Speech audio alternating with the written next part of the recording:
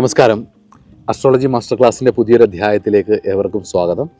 നമ്മൾ ഇന്ന് ചർച്ച ചെയ്യാൻ പോകുന്ന ഫിഫ്ത്ത് ഹൗസിനെ പറ്റിയാണ്.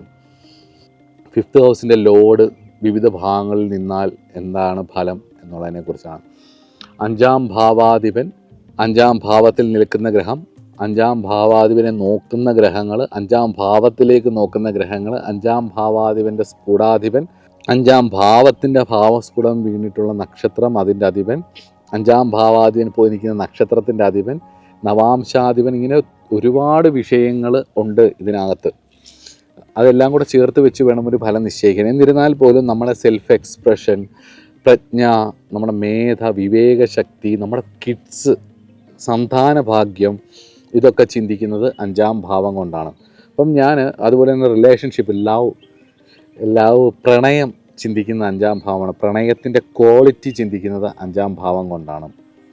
അതുപോലെ തന്നെ സന്താനങ്ങളെ കൊണ്ടുള്ള സന്തോഷം ചിന്തിക്കുന്നത് അഞ്ചാം ഭാവം കൊണ്ടുണ്ട്. ക്രിയേറ്റിവിറ്റി ചിന്തിക്കുന്നത് അഞ്ചാം ഭാവമാണ്. 5ഉം 11ഉം തമ്മിലുള്ള ബന്ധങ്ങളാണ് സന്താനങ്ങളെ കൊണ്ടുള്ള സുഹൃതവും അതുപോലെ തന്നെ പ്രണയത്തിൽ കിട്ടുന്ന സന്തോഷങ്ങളും, അല്ലെങ്കിൽ നമ്മളെ ക്രിയേറ്റീവായിട്ട് നമ്മൾ ചെയ്യുന്ന കാര്യങ്ങളിൽ നിന്ന് നമുക്ക് കിട്ടുന്ന ഒരു സന്തോഷം, നമ്മളുടേതായിട്ടുള്ള ഒരു ഐഡൻറ്റിറ്റി ഉള്ള കുറച്ച് കാര്യങ്ങൾ നമ്മുടെ ഈ ജീവിതത്തിൽ ചെയ്യാൻ പറ്റുന്നതും ഒക്കെ അഞ്ചാം ഭാവം കൊണ്ടാണ് ചിന്തിക്കുന്നത്. അപ്പം ഫിഫ്ത്ത് ഹൗസ് ലോഡ് ഫസ്റ്റ് ഹൗസിൽ നിന്നാലുള്ള ഫലത്തെക്കുറിച്ച് നമുക്കൊന്ന് നോക്കാം. ക്രിയേറ്റീവ് ആൻഡ് എക്സ്പ്രസീവ് പേഴ്സണാലിറ്റി ആയിരിക്കും എന്നുള്ളതാണ് ഒന്ന്. സെൽഫ് എക്സ്പ്രഷൻ ഉണ്ടാവും. അതുപോലെ തന്നെ മേധാം ഭാവം ലഗ്നത്തിൽ നിൽക്കുന്ന സമയത്ത് ഒരു സ്ട്രോങ് ആയിട്ടുള്ള ഒരു ഡിസയർ ഉണ്ടാവും അവർക്കത് ചെയ്യാൻ വേണ്ടിയിട്ട്. അതുപോലെ തന്നെ അഞ്ചാം ഭാവാധിപൻ ലഗ്നത്തിൽ നിന്ന് കഴിഞ്ഞ് പ്രൈഡും ഈഗോ പ്രോബ്ലംസും ഉണ്ടാവും. വീട്ടുകാരുമായിട്ട് ചിലപ്പം എന്തെങ്കിലുമൊക്കെ ഇഷ്യൂസോ അല്ലെങ്കിൽ ഈഗോ ഇഷ്യൂസ് കുറച്ച് കൂടുതലായിരിക്കും. ചിലപ്പോൾ ഷോർട്ട് ടെമ്പേർഡ് കൂടുതലായിരിക്കും. ഈ അഭിപ്രായം കുറച്ച് കൂടുതലായിരിക്കും ഇവർക്ക്, കേട്ടോ. അഞ്ചാം ഭാവാധിപൻ ലഗ്നത്തിൽ നിന്ന് ഈ അഞ്ചാം ഭാവമായിട്ട് ബന്ധപ്പെട്ട വിഷയങ്ങളെല്ലാം ലഗ്നം വഴിയായിരിക്കും ഇവർ ചിന്തിക്കുന്നത്. ഫിഫ്ത്ത് ഹൗസ് ലോഡ് സെക്കൻഡ് ഹൗസിൽ നിന്നാലുള്ള ഫലം, നമ്മൾ ക്രിയേറ്റിവിറ്റിയും അതുപോലെയുള്ള കാര്യങ്ങളെല്ലാം രണ്ടാം ഭാവവുമായിട്ട് ബന്ധപ്പെട്ടായിരിക്കും ചിന്തിക്കുന്നത്. രണ്ടാം ഭാവം ഏതാണ്? വെൽത്താണ്, ഫിനാൻസാണ്, അറ്റാച്ച്മെൻറ്റ്, മെറ്റീരിയലായിട്ടുള്ള കാര്യങ്ങളോടുള്ളൊരു അറ്റാച്ച്മെൻറ്റും കാര്യങ്ങളും ഒക്കെ ഉണ്ടാവും അവർക്ക്. അതുപോലെ തന്നെ ഫാമിലി വാല്യൂസ്, സ്വന്തമായിട്ടുണ്ടാക്കുന്ന കാര്യങ്ങൾ, വെൽത്ത് ഇത്യാദി കാര്യങ്ങളൊക്കെ ഉണ്ടാവും. ട്രഡീഷൻസും ഒക്കെ അതിനോടൊക്കെ ഒരു വലിയ താല്പര്യമുണ്ടാവും. അഞ്ചാം ഭാവാധിപൻ രണ്ടുമായിട്ട് ബന്ധപ്പെട്ട വിഷയങ്ങളിലെല്ലാം ഈ 5ൻ്റെ ഒരു ക്രിയേറ്റീവ് ഇത് ഉണ്ടാവും. അതിനോടൊരു അടുപ്പം, ഒരു പ്രണയം, ഒരു ക്രിയേറ്റിവിറ്റി എല്ലാം രണ്ടാം ഭാവം. വീട്, വാഹനം, സ്വന്തമായിട്ടുണ്ടാക്കുന്ന കുടുംബം, വിദ്യ, വാക്ക് ഇത്യാദി വിഷയങ്ങൾ, പാടാനുള്ള കാര്യങ്ങൾ, ഇതിനോടൊക്കെ ഒരു താല്പര്യം ഉണ്ടാവും. 2 വാക്കുമായിട്ട് ബന്ധപ്പെട്ടുള്ള താല്പര്യം ഉണ്ടാവും. അതുപോലെ തന്നെ അഞ്ചാം ഭാവാധിപൻ 3ൽ നിന്നാൽ എന്തൊക്കെയായിരിക്കും എന്നുള്ളത് നോക്കാം.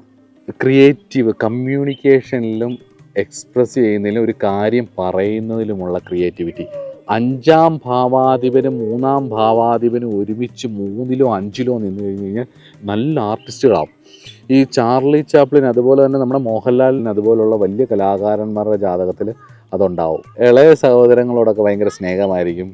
എഴുതാനും അതുപോലെ തന്നെ കമ്മ്യൂണിക്കേറ്റ് ചെയ്യാനും ഒക്കെ വലിയ ഇഷ്ടമായിരിക്കും. എഴുത്തുകാരുടെയൊക്കെ ജാതകത്തിൽ ഈ അഞ്ചാം ഭാവാധിപൻ 3ൽ നിന്നാൽ ഉള്ള ഫലങ്ങൾ കണ്ടിട്ടുണ്ട്. എഴുത്തുകാരുടെ ഒക്കെ ജാതകങ്ങൾ, അതുപോലെ തന്നെ കമ്മ്യൂണിക്കേറ്റ്, നമ്മൾ പറയത്തില്ല ഈ നാവ് കൊണ്ട് ജീവിക്കാനുള്ള ഭാഗ്യം, അത് അഞ്ചാം ഭാവാധിപൻ 3ലോ ഒക്കെ നിന്ന് കഴിഞ്ഞാൽ നാവ് കൊണ്ട് വലിയ പ്രാസംഗികനാവാം, ക്രിയേറ്റീവായിട്ടുള്ള കുറേ കാര്യങ്ങളാവാം, ഒക്കെ വരാം. ഫിഫ്ത്ത് ഹൗസ് ലോഡ് 4ൽ നിന്നാലുള്ള ഫലം നമുക്കൊന്ന് നോക്കാം. ക്രിയേറ്റീവ് എക്സ്പ്രഷൻസ് ഫാമിലി വഴിയോ അല്ലെങ്കിൽ ഹോം വഴിയോ ഒക്കെയുള്ള കാര്യങ്ങളുണ്ടാവും. 4ാം ഭാവമായിട്ട് ബന്ധപ്പെട്ടിട്ടുള്ള വിഷയങ്ങൾ, കുടുംബം, കുഞ്ഞുങ്ങൾ, ഫാമിലി, നമ്മുടെ കുടുംബം, പരദേവത, നമ്മുടെ ലെഗസി ഇത്യാദികളുമായിട്ട് ബന്ധപ്പെട്ടിട്ടുള്ള സബ്ജക്റ്റുകളിൽ ഒരു ക്രിയേറ്റീവായിട്ടുള്ള കാര്യങ്ങൾ ഉണ്ടാവും. അതുപോലെ തന്നെ വളരെ ഇമോഷണൽ ആയിട്ടുള്ളൊരു അറ്റാച്ച്മെൻ്റ് ആയിരിക്കും ഫാമിലിയോടൊക്കെ.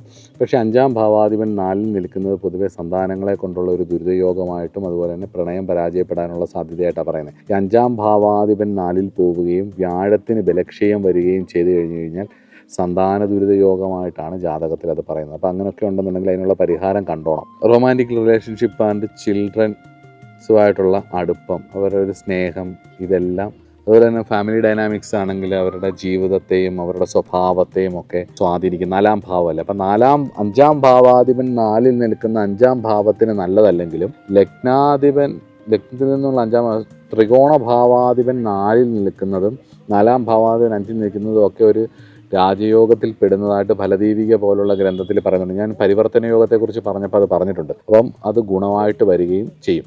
അപ്പം 5-ാം ഭാവാധിപൻ ഇനി 5-ൽ നിൽക്കുന്നത് നമുക്ക് അടുത്ത ക്ലാസ്സിൽ നോക്കാം. ഒന്നാമത്തെ കാര്യം എന്ന് പറയുന്നത് ഇവിടെ മുതല വരുന്ന സ്ഥലമാണ്. അപ്പം അതുകൊണ്ട് ഇവിടെ അത് നോക്കി എന്നെ സപ്പോർട്ട് ചെയ്യാൻ വേണ്ടിയിട്ട് ഇവിടെ 2-3 കുഞ്ഞുങ്ങളുണ്ട്. ഞാനപ്പോൾ അവരെ കാണിച്ചു തന്ന് അവരെ പരിചയപ്പെടുത്തിയിട്ട് പോകാം. കാരണം മുതല വരികയാണെന്നുണ്ടെങ്കിൽ ദൂരെ നിന്ന് വരികയാണെങ്കിൽ അത് കാണിക്കാൻ വേണ്ടിയിട്ട് അവർ നിൽപ്പുണ്ട്. അവർ മുതല അപ്പുറത്ത് മുട്ടയിട്ടിരിപ്പുണ്ട്, കുടുംബമായിട്ട് ഇരിപ്പുണ്ടതൊക്കെയാണ് അവർ പറയുന്നത്. പക്ഷെ ഞാനൊന്നിനെയും കണ്ടില്ല ഇതുവരെ. എന്തായാലും നമുക്ക് അവരെ ഒന്ന് കാണാം. ഇവിടുത്തെ ട്രൈബൽ കുട്ടികളാണ്. അപ്പോൾ അവരെ ഒന്ന് കാണാം. ബാ അങ്ങോട്ട് നോക്കൂ. ഇതുങ്ങളാണ് നമ്മളെ ഇത്രയും നേരം സപ്പോർട്ട് ചെയ്തത്.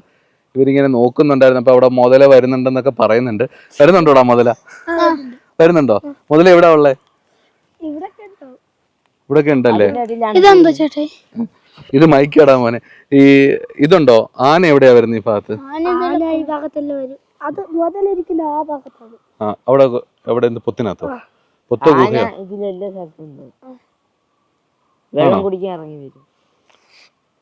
അപ്പൊ എപ്പോഴും വരും അവിടുത്തെ കാൽപ്പാടല്ലോ. കാൽപ്പാടോ അവിടുത്തെ എന്ത് കാൽപ്പാടോ? എന്ത് കാൽപ്പാടോ? അത് ഇങ്ങനെ ചവിട്ടി പോവില്ല. അപ്പൊ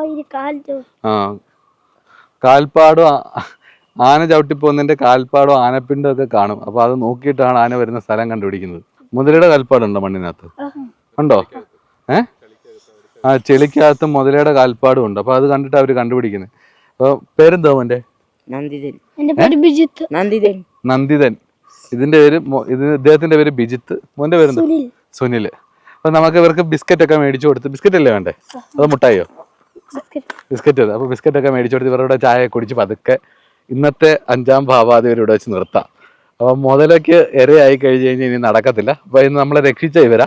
അപ്പൊ ഇന്ന് ഇവരുടെ കൂടെ അടുത്ത ക്ലാസ്സിൽ 5-ാം ഭാവാധിപൻ വിവിധ ഭാവങ്ങളിൽ നിന്നാലുള്ള ഫലം എന്താണെന്നൊക്കെ ഉള്ളത് അടുത്ത ക്ലാസ്സിൽ നോക്കാം. നമസ്കാരം. അപ്പൊ പോലെ അല്ലേ? ബാ.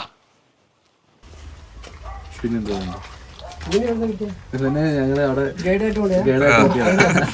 ആണോ? എനിക്ക് സമൂസ വേണോ? സമൂസ 3 സമൂസ. അവന്മാർ നല്ല രസമായിരുന്നു അവിടെ.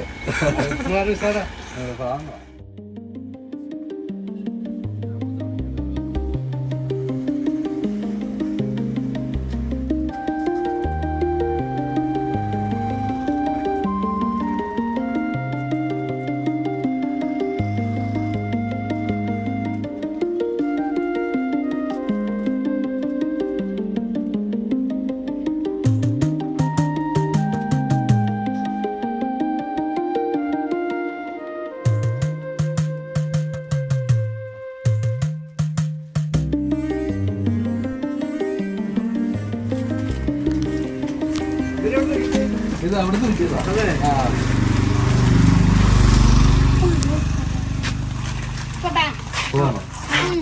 ഇനി വീട്ടിൽ പോണം. അല്ലെങ്കിൽ നമ്മളെ ഇന്ന് വീട്ടിൽ നിന്ന് ഓടിക്കും. പഞ്ചാര മിഠായി വേണോടാ? പഞ്ചാര മിഠായി വേണം. 3 പേരുടെ പോകുമ്പോ കഴിച്ചിട്ട് നോക്കണം.